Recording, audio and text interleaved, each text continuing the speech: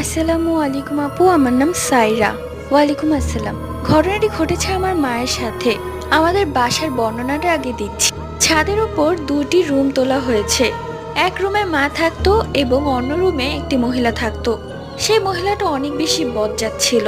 মায়ের সাথে কথায় কথায় ঝগড়া করত। ময়লা আবর্জনা এনে মায়ের উঠোনে ফেলে দিত। এই নিয়ে মাও চুপ থাকেনি, বাড়িওয়ালার কাছে বিচার দিয়েছে। বাড়িওয়ালা সেই মহিলাকে হুমকি দিয়েছে, যদি পরবর্তীতে এরকম কিছু করে তাহলে তাকে এই বাড়ি থেকে উঠিয়ে দিবে এবং নতুন কাউকে ভাড়া দিবে। এই কথা শুনে মহিলা পাগল হয়ে যায়। সেই মহিলা আমার মায়ের উপর কালো জাদু করে সামান্য কারণে। তার পরিচিত এক মহিলা ছিল যিনি কালো জাদু করত। এরপর 1.5 মাস আমার মা হঠাৎ করে পাগলের মতো করে। কারোর সাথে কথা বলতো না, খাবার খেত না।